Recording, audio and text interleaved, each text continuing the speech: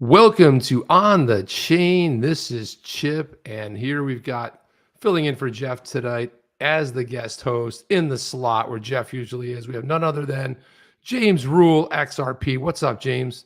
Hey, Chip, man. I just want to say thanks for having me. It's been a while since I've been on the show.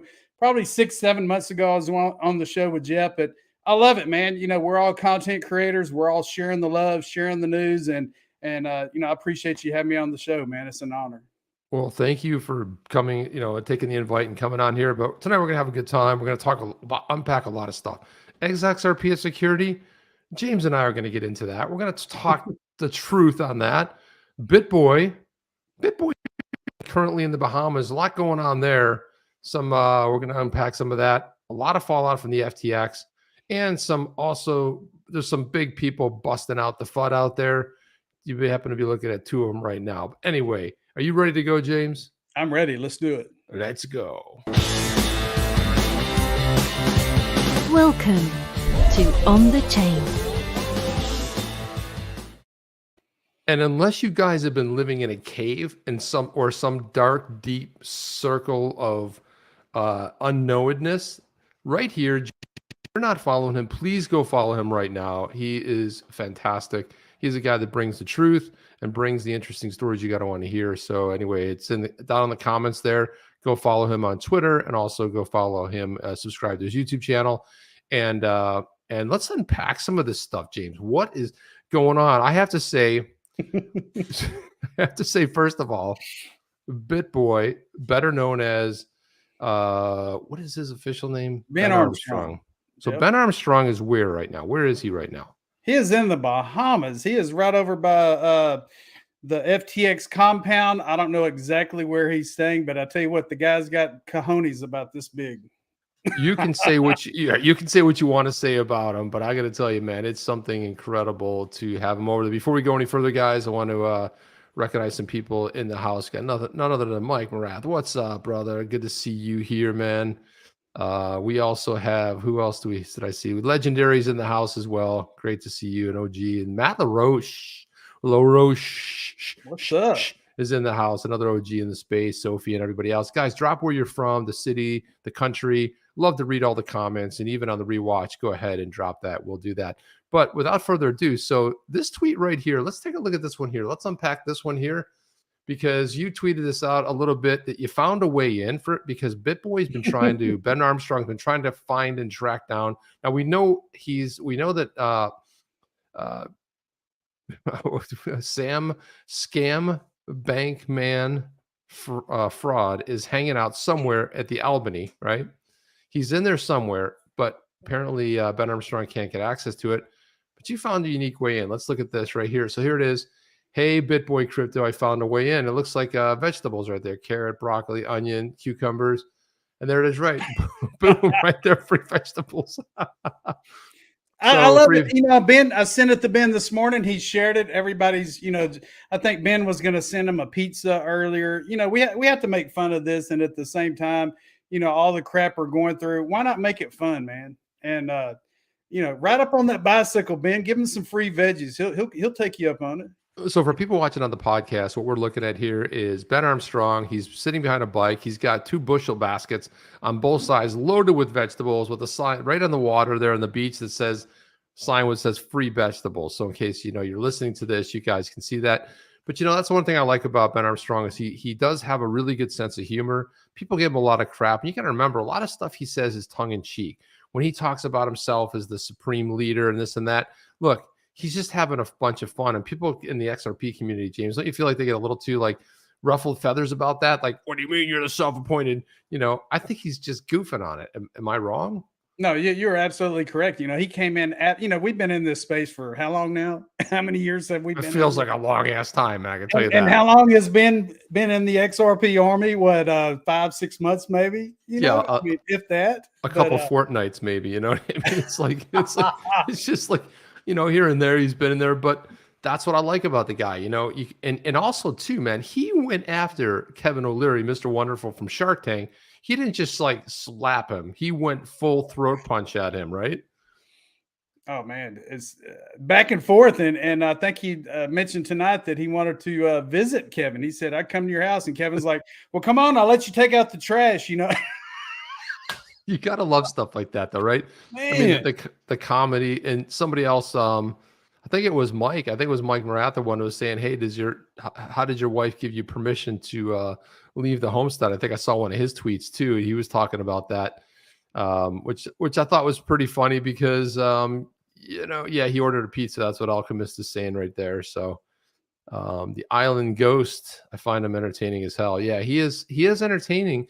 And that's part of it, is being entertainment. A lot of what we do is, yeah, we have serious moments, but a lot of it is just entertainment. Let's face it, right? We're just a bunch of people with our opinions. We're sharing our opinions. And one of the things that's great is that the people in this community, they rally, but there's always a sub show going on in that chat right there that has its own sort of like essence, and it has its own sort of life every show that we end up doing. Exactly. And how do you feel about Sam going to the Bahamas? Would you have gone to the Bahamas, Chip? I don't know. Well, I've been to the Bahamas quite a bit. I'll be honest with you. I've been to the Bahamas. It's actually a short little jaunt over there. It's like, I think it's like, if I could drive there, I could be there in an hour and a half. That's how close it is to where I live. It's just like, if there was a bridge that long, that's how close it is. So I like the Bahamas. I've spent some time in the Bahamas. I always, I keep asking this question: is there an extradition treaty there? Do they have is that like one of 6 countries that doesn't have, that's like a non-extradition treaty? Because one of the things that Ben Armstrong tweeted out today was, hey guys, the reason the Bahamian government hasn't arrested him yet is because no Bahamian citizen has complained about it yet, has been looted. But there has to be somebody. Am I wrong? There has to be. I mean, didn't the girl, what's her name, Alameda, didn't she haul ass to Dubai? Isn't she pretty much freed now? Yeah, she. I know she traveled to Asia. She was gone, and she was gone. I was like, out. See ya. Yeah. So that was, and there was some sort of a soiree happening there. There was all them hanging out together, working together, sleeping together. It was like this whole sort of thing.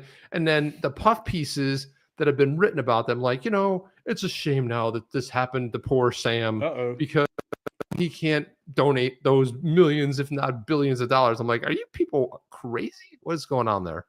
Hey, Chip, did I just cut out, or did you cut out? One of us did.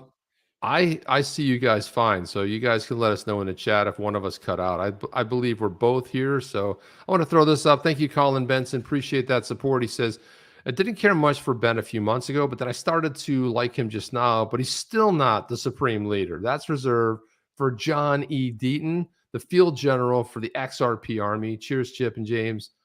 Southwest Minnesota here. Good to have you, man. Really appreciate that, Colin. And yeah, but I've also jumped in there and said, you're not the supreme leader. Or we've joked on it, but you know what? At least the guy has a sense of humor and can take the piss out of himself a little bit. But yeah, I mean, he's interviewed members of the XRP community. He's had me on. He's had, Jimmy Valley's been on his channel. All other, members of the XRP community have actually been on his show. Except for me and Jeff. Hey, you're next, man. Get it out there. Get it out there. I have. I asked him to come on this show, and it was like crickets. I was like, dude, come on this show. And a bunch of TC family and XRP community jumped in and said, yeah, go on the show. And it was crickets. Same thing with David Schwartz. We always feature at least 1 or 2 David Schwartz tweets, which we will hear tonight, today. Because there's always some good ones. And there's another guy that has an amazing sense of humor. But I've asked him, and crickets, right? And other people have said, hey, why don't you come on the show? But he enjoys going on podcast. And I thought, well, maybe because we're too small, James. Maybe it's just because, we're sitting around 25,000 subs. Meanwhile, he went on a show, a guy had 150 subs. I never heard of the guy before. So it wasn't necessarily a size thing. I think it's just an anti thing. So I was like, all right, well, that's okay. We'll just keep doing the show. But we wanted to have him on, have a little bit of a laugh, and it is what it is. But if you guys are just joining, we have James Rule XRP sitting in for Jeff. Jeff is on special assignment, but let's go ahead and pull some other things up. There's a lot to talk about what's going out there in the, I wanted to ask you about this right here. If you had known anything about this, because you seem to have the pulse of what's going on there, especially when it comes to newer stuff. But before we get, somebody is patiently waiting for the day. Look at this right here. Tell me more about this. This is a bottle of looks like maybe, is this it's a bottle of XRP wine? Yeah. Tell me about this. Yeah. Several months ago, the one and only John Deaton posted a picture of this bottle of wine. And I thought, where in the hell did he get XRP wine at? So I did a little bit of digging. I'm not affiliated with Manos Wine. They are located in the US. They only ship to the US. But yeah, they created this amazing etched bottle of XRP wine. And that bottle is sealed until we get regulatory clarity. I'm not a wine drinker, but I'm going to pop that baby open with pride, baby. Yeah, It's like, I love it. It's like, I never drink wine. As a matter of fact, I don't like wine, but hell yeah, I'll be popping that over there. I'll be popping wine bottles, baby. Come on. That's like champagne too. I'll be popping bottles of champagne. I'm not even a champagne drinker, although I do like mimosas. There's something special about having a mimosa in the morning. A little bit of that with orange juice. It's always very good. But yeah, this looks really incredible right there. Yeah, it's tucked away in a safe place until hopefully it'll age fine. I don't know how much longer that's going to take. Hopefully sooner than later. But we're all patient. None of this is financial advice. I'm in the HODL gang, so you take it or leave it. We're going to get through this. There's so much negativity, so much tribalism out there, and we just try, you and I and the rest of the community, try to make the world a better place. Because we're going to get through all this craziness. Yeah, we will. And I think always too, I always look at this. I had a conversation with somebody today saying, you know what? It's funny because when a door closes, 10 more open, and you get to choose which one you want to walk through. So there's a possibility when something closes because what's in front of you is the option to create and invent that possibility. And let's face it, we've been through a lot here, right? We've been through a lot. We're coming up on 2 years. Our 2-year anniversary show, we're working on that right now, which will be December 20th, the anniversary of, can you believe we're coming up on 2 years since that SEC dropped that lawsuit against Ripple? It's crazy. Ugh. Ugh. You know what you know what I say to that? Ew. Yeah. Ew. Yeah. Ew. Yeah. That's what I say to that. So yeah. You know what I mean? Yeah. So anyway, let's jump into this right here. It's another good one right here. I saw this. This is Mark Phillips tweeted out. This is brilliant. Santiago Velez put this out. He says, why hasn't anyone invented a camera app that mints the hash of the photo pixels to an NFT on chain? Wouldn't this solve authenticity problems and avoid doctored photos? Anyone wanting to verify the authenticity could rehash the photo and compare it to the original. What are your thoughts on this? Man, that's deep, man. I mean, what's next? Every day I jump in these rabbit holes, and who's going to be the next brainstorm for something like this to actually come to fruition? I mean, exactly. You know what I mean? It's like it's awesome. I mean, think to something like this, and I thought, you know what? What a great idea this is. I mean, the whole idea of this. You could even include the metadata of the photo, including author, time, date, location, camera, device. Especially since our phones are connected anyway. Used to be that you could buy a camera and it was cool because it was connected and it could upload all that stuff. But that metadata is all in that photo, and it certainly would be pretty cool. I just wonder how congested it might get out there with the amount of photos we take. I've got like 37,000 sitting on my phone right now, which is a lot of photos to kind of go through. But luckily AI is coming in to sort of make us make it a little bit better. How the systems might be close to what you're looking for. This is on Hedera. And so then Santiago Velez said, close. The final step is integration with a mobile consumer app that the normies can use. That's all of us. And it's embedded in their phones, abstract away all the technical nonsense. And I think that's a question I have for you. I think one of the things holding us back is the fact that, if we get a cold storage wallet, we sort of deal with it, but it's not that easy. Is it really that easy yet? I mean, is it that consumer grade easy to where, your grandmother or your sister or your mom could do it? No, it's not. And I am my family's crypto financial advisor. I'm not yours. I'm not, but I am.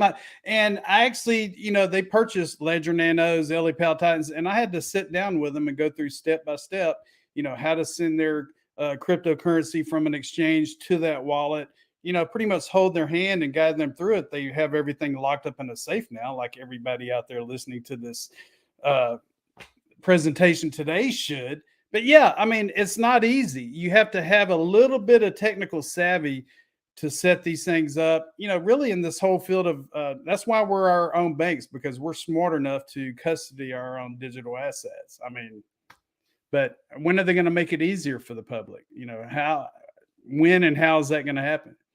Yeah, I don't know when that's gonna. I'll be honest with you, I don't know. But I think what makes it easier, I think the whole idea of banks, because banks are trusted, right? People already have a bank account. They're used to using banks. Now banks could custody crypto, and if it was backed by FDIC, I think we're going to get something there. So I think that if it was easy to, through your bank itself, maybe use a decentralized exchange, and then your final destination for that would be the bank of your choice. The same way with Plaid, how you connect to a banking app, you connect your or let's say a fintech app, you connect your bank to it. I could see something where, you could have a similar type of integration where you connect your bank to it. So you go buy in a decentralized exchange, and then that ends up sitting on a bank and it's insured and all that. I think we get there, then I think we've hit pretty much mainstream. But I see a lot of comments in here about chip headroom. A lot of people compare me to Max Headroom. If you remember from that character from MTV, and I'll show you something. And I'll show you something funny. My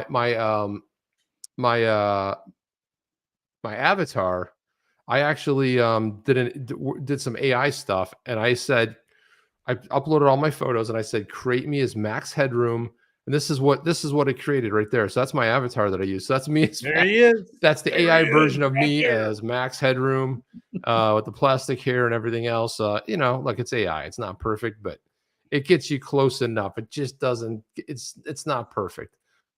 And all the kids are like, "Who the hell is Max Headroom?" But hang on a second. Max Headroom is coming back. Did you know that? What? I saw something where Max Headroom.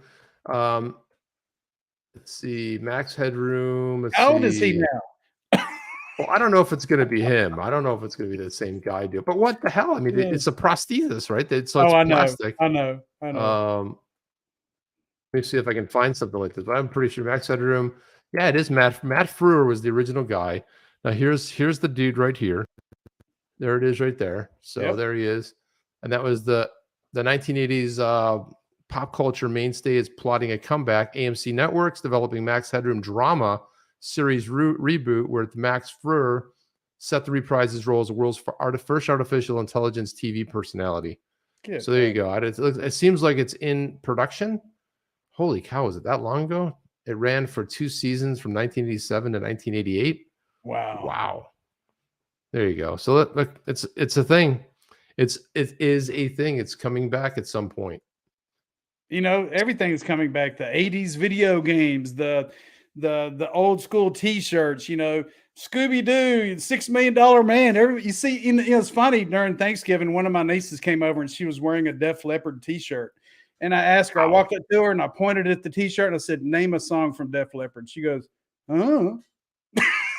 T-shirt, man. Listen, I don't know. This is a cool looking T-shirt, It's a T-shirt. How does anybody remember or know that? And it's, pour some sugar on me. Come on, Photograph. I mean, that's probably my favorite of theirs, tune-wise. But yeah, they had a whole string of hits, and of course, everybody knows that band. The drummer is very famous for getting in a car accident, losing his arm, but continuing to drum.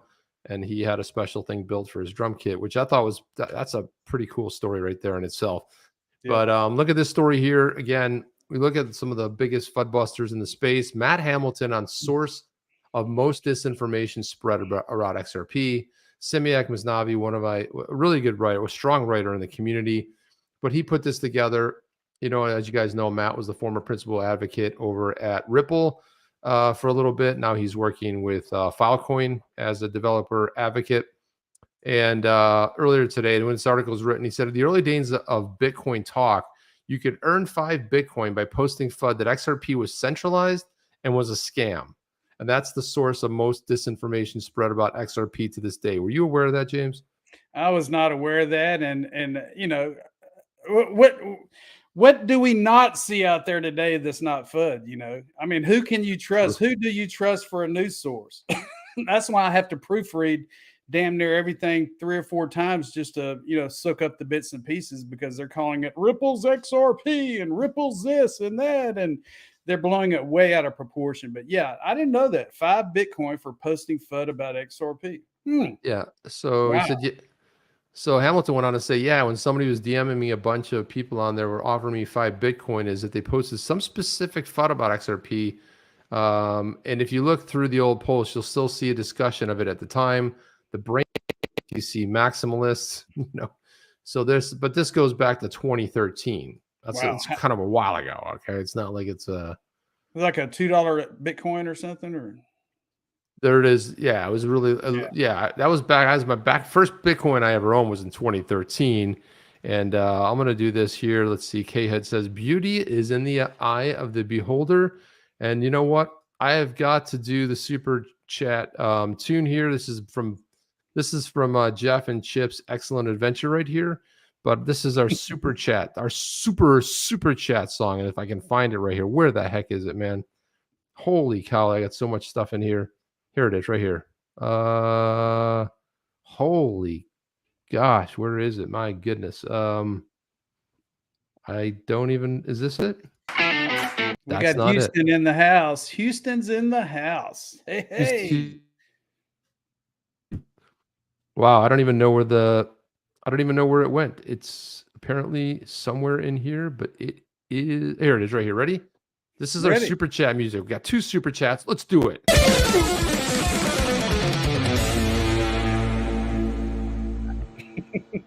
Here, 2? 2, please. Ta-da! There we go. There you go.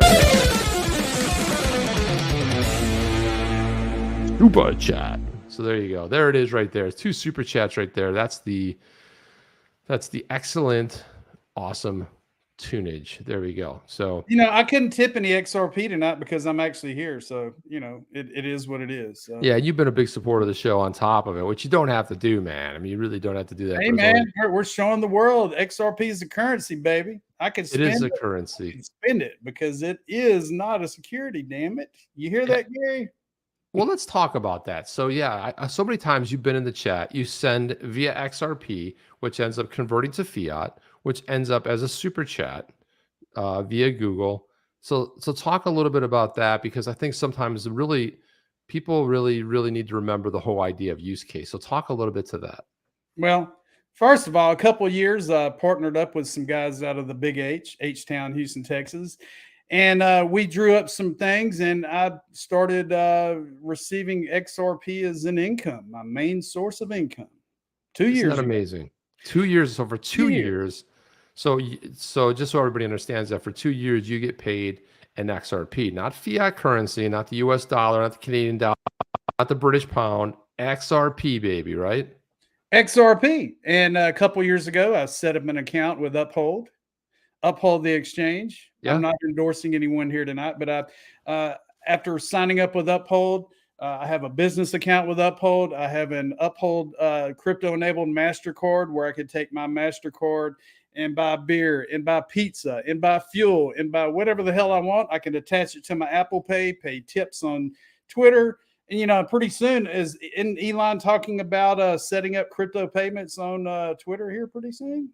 Yeah, we're going to jump into that story as well. That's something pretty interesting. So anyway, I'm living proof that XRP is not only an income, but it's also used as a daily currency, the way to pay for things. Yes, it is converted over to USD, but initially it comes out of my XRP wallet. Oh, and another thing, isn't this ironic? I was able to go to Link2 and purchase shares of Ripple pre-IPO securities with the currency XRP off of my Uphold MasterCard. So, John Deaton, Jeremy Huggin, they already stated you cannot buy a security with a security. So there you go. Ta-da. Amazing. It's impossible. It's impossible. So you have absolutely 100% proven that. That's pretty awesome. So let's kind of run through a little bit of what's going on. I think crypto Twitter has been even more fun. This whole thing with Elon, I've been a big fan of his. Do I agree with everything he says? Probably not. But does everybody agree with anything that you and I say? Probably not. But it's all kind of, so he put this out here. He was talking about his, did a slide presentation talking about recruiting. The new user signups are an all-time high on Twitter. You can see it just going up. Now we wish that was like XRP right there, right? Just like There you go. Boom, a little hockey stick growth right there. You know, the active minutes also up at a high time, you know, all-time high. Give it time. Give it time. Give it time, baby. Right. So the reported impersonation spiked and then it fell. And then right here, Twitter 2.0, the everything app. Let's break this down. So advertising as entertainment, video. Now, James, I'm more excited about this video thing just because, you know, YouTube is a very strong and a phenomenal platform, but it would be nice to have that strong second, right? I think Twitter is it, but not the experience it is today. Could you imagine if you put simultaneously videos up on YouTube, but also that Twitter engagement? But wow, it's as a tweet though, it's lousy. Yeah, right. It just doesn't work. But imagine if it was like a real platform. Imagine if you just downloaded Twitter video and it was a separate, or you had a connection between your app. Wow, and it looked a lot like your same app. But one of the things that Elon said in a tweet, I think it was a week and a half ago, was he said a better monetization too, because as everybody knows, Google takes 30% of everything, right? And so what if he got that down to only 10%? Can you imagine that? 10% able to monetize videos on there, but not, you know, I guess in tweets too, but I'm talking about a really real video platform that has a really strong base. That's huge. That's massive. Right. I mean, would you as a creator though, is that something you would say like welcome with open arms? Like, wow, how soon can you get this started? I mean, why wouldn't you? You know, we're already putting things out on crypto Twitter. I'm referring YouTubers to crypto Twitter for the news. So, I mean, it's a win-win altogether. Plus monetization, you know, just and able to get it out to more in a, I guess you could say, a more professional kind of type of manner. You know, I mean, it's all about teaching the teachers, and that's what I'm here for, to teach the crypto teachers. You know. Yeah, and I have to say, and one of the things that people have been trying to, those same people have been trying, people that have never really invented anything or started anything, are given Elon Musk, who started arguably two of the most amazing companies, you know, the Tesla, you know, the vehicle company, you know, battery operated cars, whatever you want to call it, you know, and then also to SpaceX. They're like telling him, you don't think he's going to take over, you don't think he's going to take Twitter and turn it into something freaking amazing? This is what we need to talk about. So encrypted DMs, really cool, because right now it's not encrypted. Long form tweets, whoa, how's that going to look? Wow. Relaunch of Blue Verified. I've had the Blue, you know, the Twitter Blue. It's like $4.95. Same as me. Yep. And you can upload longer videos, right? But isn't it cool? Like when you let a tweet go and you realize, oh crap, and then you get to change it. Hey, I'm from Texas. I misspell shit all the time. I got to go in and correct it. And you have up to 30 minutes to go back and like edit your original tweet. Because usually when you let it go, you're like, oh, why did I used the wrong version of that? There, it's supposed to be THEIR, not THERE, or, you know, there's a whole bunch of stuff. There is a difference there. Mm-hmm. There, you see what you just did? I see what you did there. Because they're not always there. You know, they're not always there? right. They're not, what? So look at this. Well, what's missing in this equation? He's got payments, right? And everyone said that this is what really is going to turn into. He's always wanted to turn into X.com.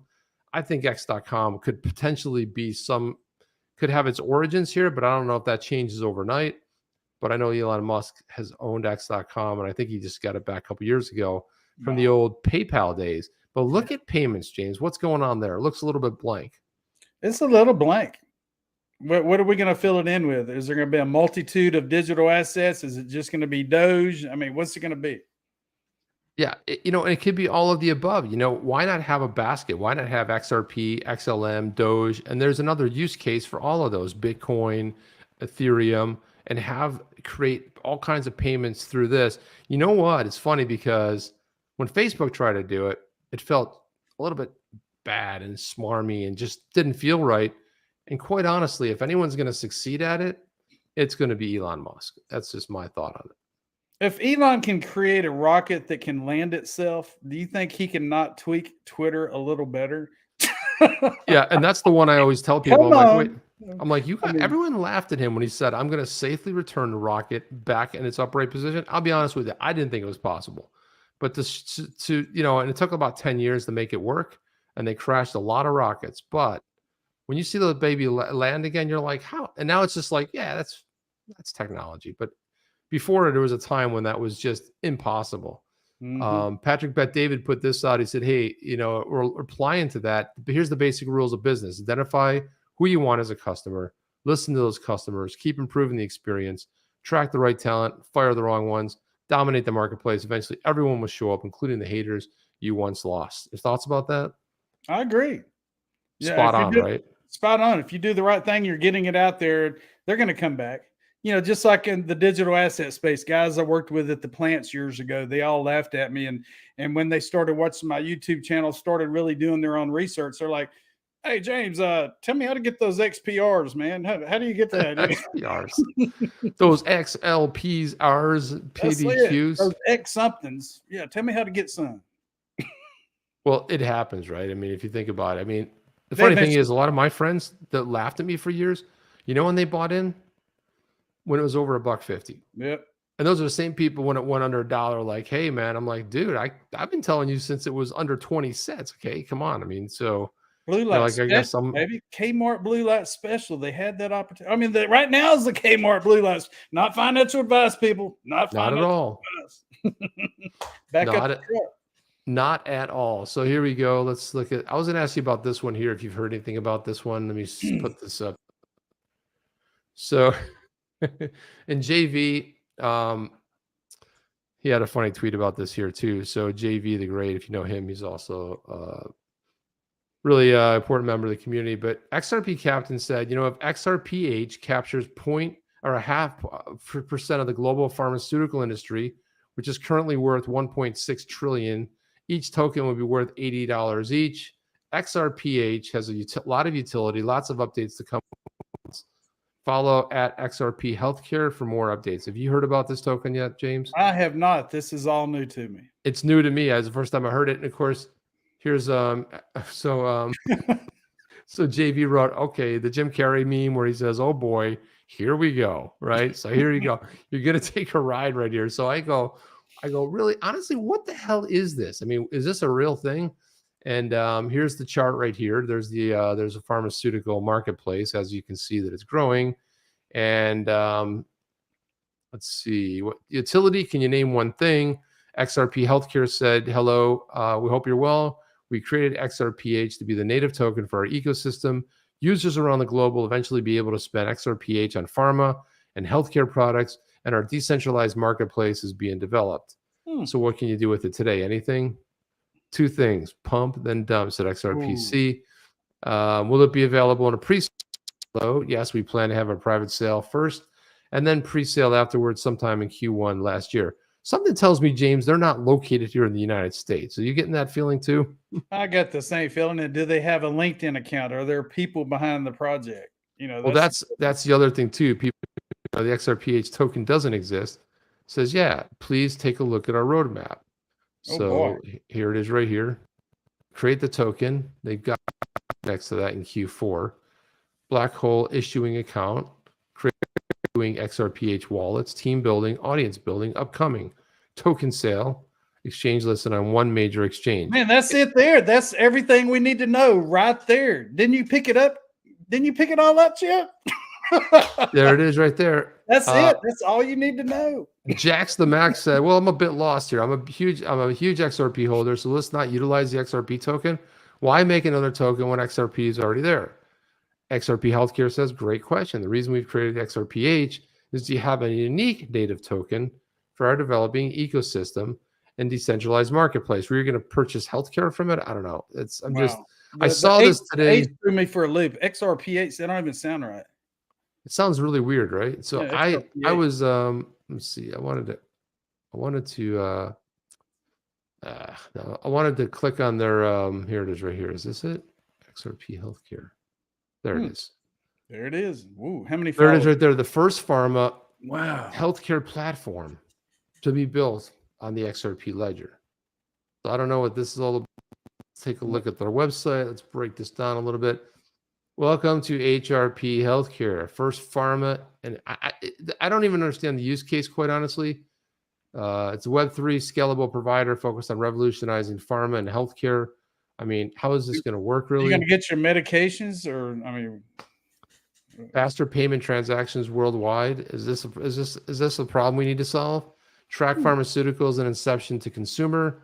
Combat the multi-billion-dollar counterfeit medicine industry. Yeah, Ron John asked white paper? White paper? Hey, yeah, where's the white paper? Well, the white paper's right here. Glad you asked. 3 lines. Revolutionize, revolutionize, revolutionize. That's pretty much it. I don't know. I mean, I know we're having a bit of fun with it, but I'm not understanding the use case. And, again, maybe it's just it's taking a while to load. So maybe this is something here. I don't know how many pages this is. There's a ton of projects out there that are building not only on the XRP ledger, but other ecosystems. And yeah, like Ron said, you got to tear down the white paper. You got to see if they found a problem, if they found a solution. Is it going to be a game changer? Is it going to be a use case? That's what it's all about. Oh, look, they do have a team. Look, and they've got real people behind it with LinkedIn profiles, so that's already something right there. So we got Kane Rooms, Laban Rooms, Dr. Andrew J. O'Neill, PhD, Daniel Wajbrod, and Evan Brooks. I always like it when they have a LinkedIn and a real name behind there, so that's something, because a lot of times these projects hide behind, XRPH Maxi, on Twitter, some weird thing like that. But it looks like they got a real team put together, which is interesting. And on their white paper, let's see, I guess I'll have to go back to that. But their white paper. Thank you, Liz Taylor. She said her 2 faves are live tonight. Smash that like. Bam, smash that like. Thank you for that, Liz Taylor. Really appreciate that in one of our faves as well. And there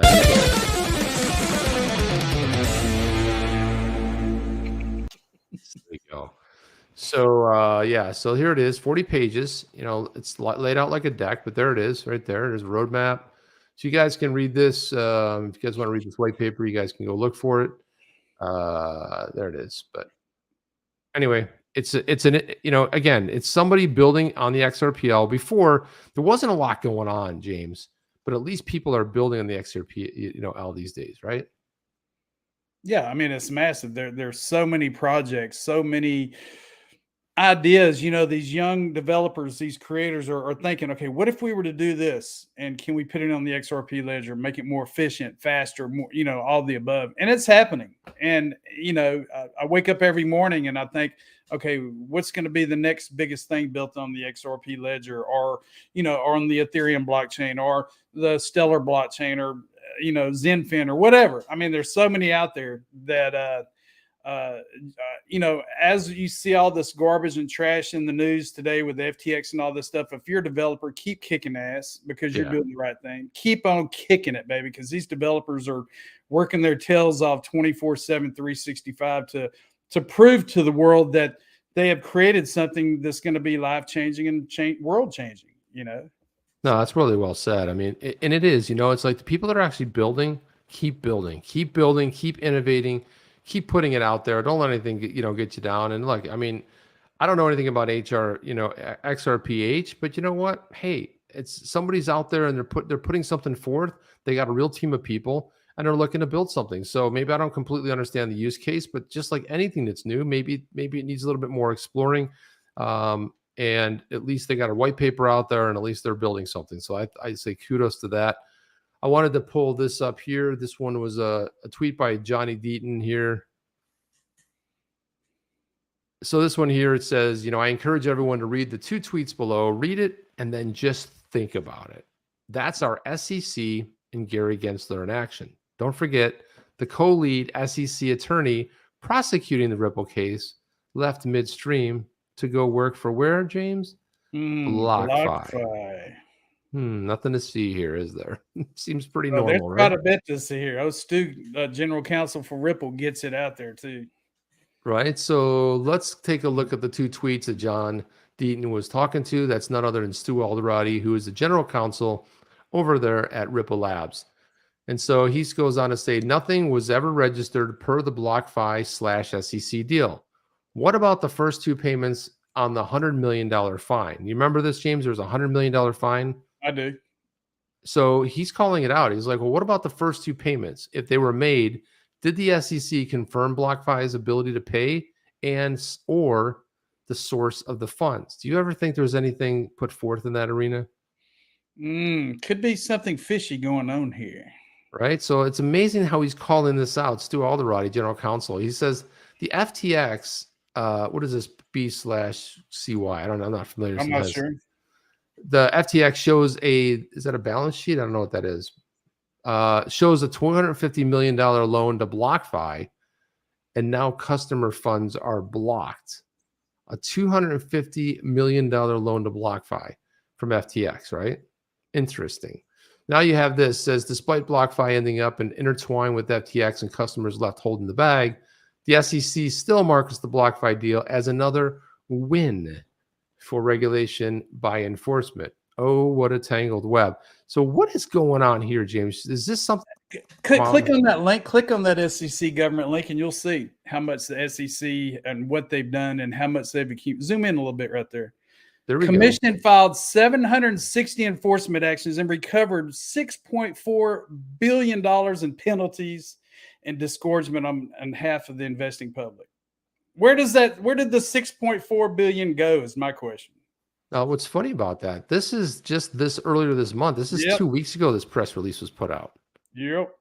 Holy and it's a lengthy one. It is a lengthy one. A 9% increase over the prior year included 462 new or standalone enforcement actions. And the SEC is touting this like this is something monumental and fantastic.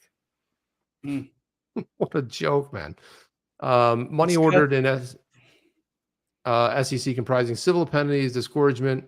And weren't they just like, was Gary Gensler just begging for more money from Congress? And they supposedly, and again, this is what Stu Alderoty is calling out. Do you think, James, they really did? They have $6.439 billion in the coffers that they actually took in, or was that money that was owed to them? That is a question I don't have an answer to. And if Gary needs more money to pay for the SEC employees, how much is he paying them for an hour right now? I want to know what the salaries are. I need a job, baby. It's like, can you imagine that? I mean, just let's think about this. Yeah, I have to retweet that tweet there and tag a few key people in there and say, like, when you drag Gary Gensler before the Financial Services Committee, why don't you ask him what was actually received? Let's see the receivables on that, not what was owed. If you're touting $6.439 billion, you better have $6.439 billion. Something tells me they're not going to be sure about that. We're not sure. We don't know. Well, maybe they can send the questions ahead of time. There's also where is the SEC's transparency? What I want to know. Ooh, wait a minute. That's not a two-way street, is it, James? I thought it was only a one-way street there. Only what we have to show. Baby. What we have to show. So look at this right here. Look at this. A centerpiece of those efforts is ensuring that we use every tool in our toolkit, including penalties that we have a deterrent effect and viewed as more than the cost of doing business. Is that some gobbledygook BS right there or what? You set a commission record this past fiscal year to keep touting the $6.4 billion. Man, oh man, robust enforcement. Look at us. We're somebody great. Oh, we're JP Morgan up in there. What? You know who's not in here? FTX isn't listed in here, right? No. Did they put Kim Kardashian? Did Kim Kardashian pay her fine? That's what we want to know. Since they went after someone, they had to go after that because it was a name and a brand. But seriously, you're going after Kim Kardashian? This is your worry? What about protecting investors, James? This is what I'm more worried about. Oh, you and me both. It's getting a little bit. Look at the finally in action with the Alliance Global Investors in connection with alleged massive fraud scheme. Ordered Alliance to pay more than $1 billion in combined penalties. They ordered them, James. Does that mean that they actually paid it? I mean, did they write them a check? Did they send them a wire? Did they transfer it with XRP? I mean, how the hell did this happen? Was it last week?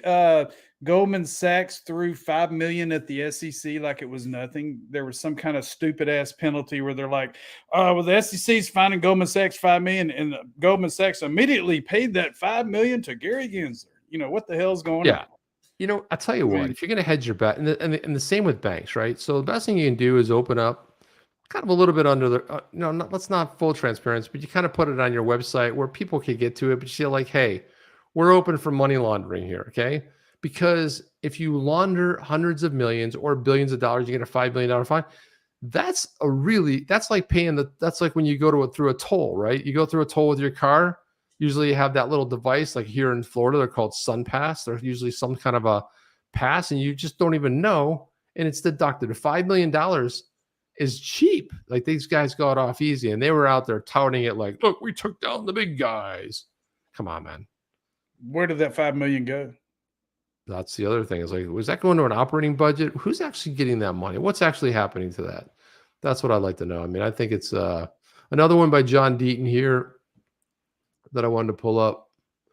He talked about this. So Watcher.guru came out with this article here that said just in Sam Bankman-Fried and FTX executives donated $70 million to U.S. politicians for midterm elections just weeks before filing bankruptcy, almost as if they knew it was the end was near.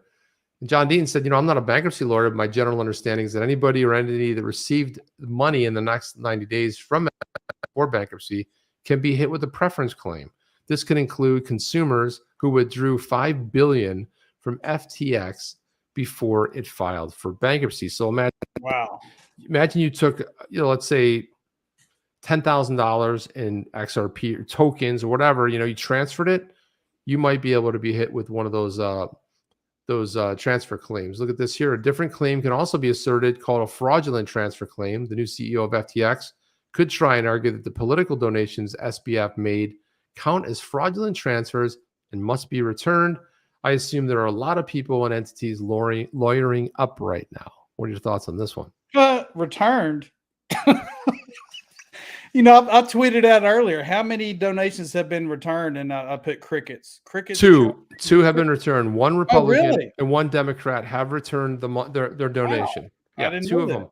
Yeah, I saw the tweet out there, and it was actually a Republican and a Democrat. There weren't really like names that rolled off like the bigger names that we know, but yeah, there was two, I believe. I think there might have both been in the House that actually returned the donation, and they were small donations too. I think they were under $5,000, right? So. That's also possible. I mean, it's who do you trust these days? Who can you trust? Me, myself, and I, baby. That's it. Right there, man. You only can trust yourself. And that's why at the end of the day, you're responsible for what happens to you. You're responsible for what happens to your family. And that's where it pretty much stops. And as a community, in the XRP community, we care about what happens to the community. It's one of the reasons we do this is because there's a lot of love for doing this, and that's pretty much what it is. We have two more super chats coming here. One from K-Hud Gensler, the Pelosi of crypto. So there you go, right there. And I'll do a combined super chat here, and then we also have S. Henderson. It said, so in Chicago, it's called gang activity. In South Texas, it's called cartel activity. In Washington D.C., it's called investor protection. Wow. This right here is this is something, actually we need to take this and I need to screenshot this or come back to it because this is right here. Look at Chicago, it's gang activity, Texas, cartel activity, in Washington, investor protection. They're looking out after you, James. They're looking out after you. And that's really what it comes down to. Here comes the super chat.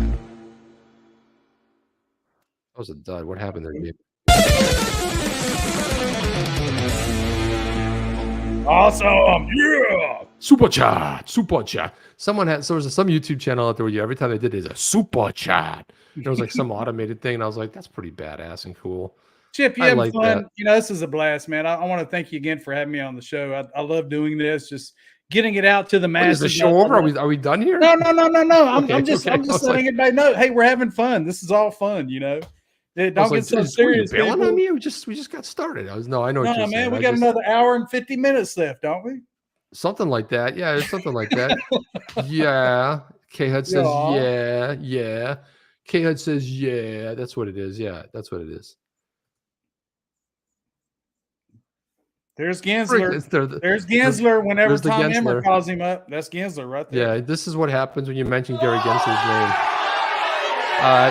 There he is over there, guys. Go get him. Is that Gensler?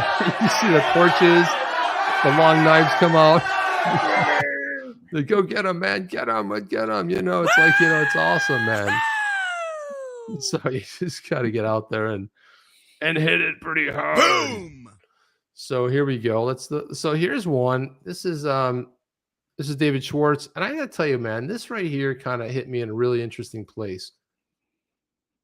Said, I have to admit, I thought the world would turn on Sam Bankman-Fried and friends as soon as their outrageous fraud, shocking incompetence, and mind-boggling greed became clear.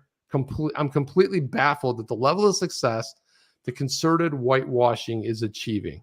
Is this are we living like in a parallel insane universe, James? It's insane how many people are involved, how many people with the news sources are involved, how many with the banks are involved. It's a shit show. Pardon my language. It's a complete shit show. I'll say it. Right. And it's in the connectivity. I think you're onto something there. The connectivity, like how deep does it go? How far does it go? And right here we had said, I agree with you. It's actually demoralizing to witness the level of success that they've achieved. And then you said, I agree. If SBF were to be locked up, would he reveal the names in his little black book? It didn't work so well with that other guy who supposedly killed himself. Oops. We're not going to go there. We're not going to go there. No, Rob Licker said probably nothing happens to him, just like so many overlords get exposed. If he was charged, dimes the donuts, he gets Epsteined in a week or less. So there you go. There are the comments there, man. It's something else. I'll tell you what. We are living in a really bizarre time. Get all those bad apples out of the bushel so we can make a living, baby. Yeah, and it's better maybe to do it. Somebody put that out there and it's like, hey, look, this right here, because this happened in the .com thing. First 4 or 5 years, we're out of the gate and then all of a sudden it crashed, and a lot of the bad actors got out. And then because they were giving money to anybody, and that's kind of what we saw with the FTX. I'm like, who doesn't look at the balance sheet? Who doesn't look at an audit? How you be a legitimate company if you don't have quarterly audits, annual audits, whether you're private or public? You need audits because you need to audit the trail. You need to make sure there's no embezzling going on there. And as a real company or any company I've ever been part of, there's audits that go on. It's how it works. It's how you keep legit. And so these VCs, James, never asked about any of these questions. They just gave $300 million. Here you go. You're legit. Where's your proof of reserves? Where's your books? Where are your lawyers or books? Well, lawyers? What do you mean lawyers? Oh, man. Lawyers? What are you talking about here? What do we need lawyers for? We're doing it right. There's 10 of us here in the Bahamas. We know what we're doing. Yeah. So let's look at this right here. So your governor right there, Greg Abbott. I saw this was pretty cool. Texas Governor Greg Abbott inviting Bitcoin miners to stabilize the electric grid. His embrace of the industry may be counterintuitive and risky play to cover a weak point with voters. What are your thoughts about this? Well, I can't see the article there, Chip. It's not on my screen. Oh, you don't see it here? No, nope, I don't see it. Anyway, this was from January.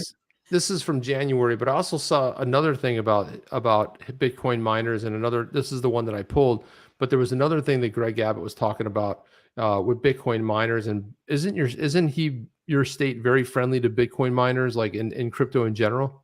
Oh yeah, I mean they're massive. I mean they're welcoming Bitcoin miners hand and foot because we have our own grid here in Texas. Basically, what they're saying is what they're doing is, say when a hard winter hits and you need more electrical resources for towns or whatever, that the Bitcoin miners are agreeing to shut down. I don't know how much that is true, but they're also looking at other resources like wind turbines in West Texas.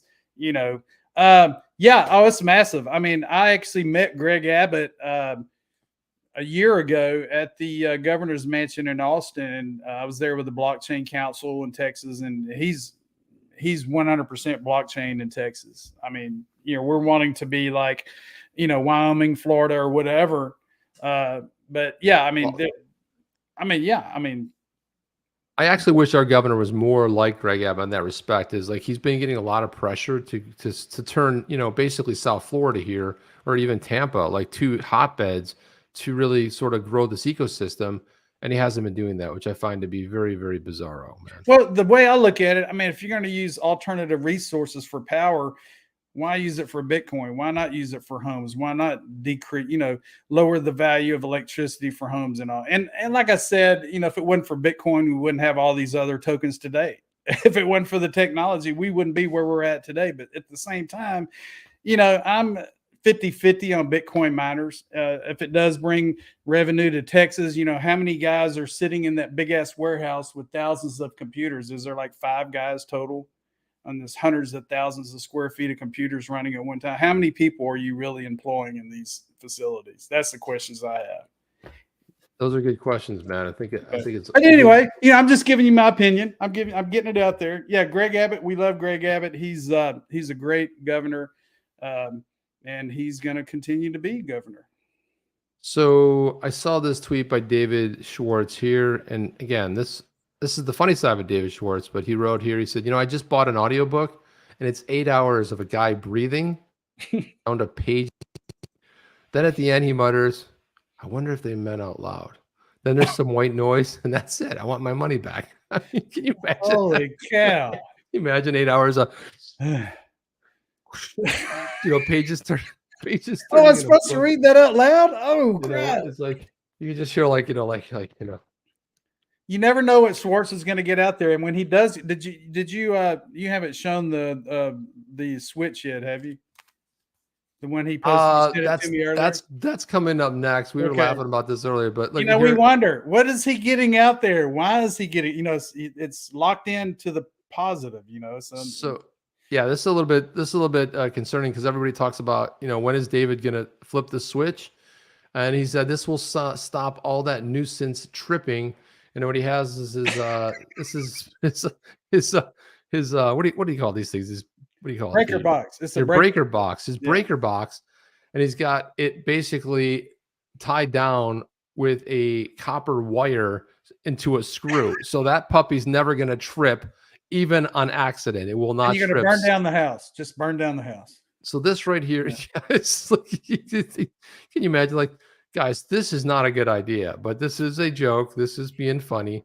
Probably dug this off the internet somewhere, but probably not a good idea. That's the whole idea of a breaker, is it's supposed to pop in the event of emergency. And if you do something like this, you will potentially burn down your residence. But I thought this was funny. And you can see that this one's getting ready to get one too, because that screw is out. And it's probably going to put one against that one too. But I thought that was funny ass stuff right there. So the switch is not going to be unflipped, in other words. Yeah, so it's not going to be flipped. It couldn't accidentally be flipped, and that thing's not going to break the way you think it might. So that's another. What was that? Talking Heads, Burning Down the House. Remember that song? I do. Burning Down the House. That was a good tune. Let's see. It was K-Head saying here, we have to start somewhere. Then we get carpetbaggers, and we have the people that actually understand what they're doing. And the next thing you know, we have railroads and humidity evolves. There you go. And that's how. The Guyver Gone Bad says Alchemist right there. Burn down the house. Trapped line says right there. We have an awesome community. I'll tell you what. I love seeing the comments. I love seeing comments on all of our tweets and everything. It's awesome. Awesome community. It's the best thing, especially for you and I, we put out tweets out there, or we find something, we comment on something. It really, the most fun of that is reading the comments ourselves, going in there and seeing what you guys have to say about it. And I got to tell you, man, this community has a really amazing sense of humor. These, I will laugh sometimes at some of the responses are so witty and so funny. And even when they're goofing on you, they're even funnier, right? I mean, how about a Gensler post, or how about a Elizabeth Warren tweet? Oh man, this community is vicious, man. you mentioned Gensler, man, and it's done. It's on.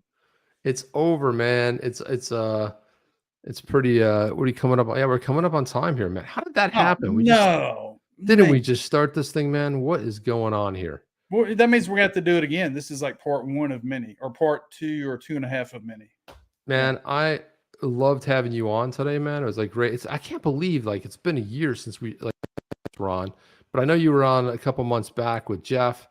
But man, I just cannot. It's incredible that it's taken this long, man. I mean, just like the lawsuit, it's quite incredible it's taken this long. Yeah, we're gonna get through it. Huddle gang, we're gonna get through it, baby. That's it, man. We're gonna get through it. It's gonna be awesome. I'm gonna give you the last word, then I'll go ahead and wrap it up, and we'll send us on our way. We're gonna have an awesome week. We'll be back here on Wednesday night. But James, I just want to say thank you so much for coming on. It's always fun to have you on here, man. I feel like it goes by so fast because you and I are just shooting the shit, having fun, enjoying it. But go ahead and take the last word. Guys, gals, thanks for being here. It's been a pleasure. I love being the teacher of teachers, or one of the teacher of teachers. And, do your research. None of this is financial advice. always do your research, self-custody your own cryptocurrency, keep it safe, and we're going to get there. We're going to shoot past the moon. So don't forget, I told you so, baby. But don't forget, famous line, don't forget, James Rule XRP told you so. And that will come true to fruition at one point. Guys, I want to thank everybody here for being here as well. Like, subscribe, hit that notification bell, especially hit the like, and drop an emoji. I don't care if you drop an emoji and you know, below something, you know, and not in the actual chat, but down below, because that helps the channel as well. Any comment, hello, liked it, drop where you're from. That's all good, and that's pretty much all I have. And because Sean Thompson's in here tonight, he's been asking so much for the old outro, so we're going to play the old outro, and someone wrote a comment saying it was more calming, so we're going to go ahead and play that, and we'll take us out of here. And James, hang out in the green room. We will chat as we remove. But guys, XRP and Chip on the chain, and Jeff, who's on special assignment, guys, have a good one. We are out of here. See you on the next one. Are you down with OTC? Please like, subscribe, and click the bell to be notified when the next video drops.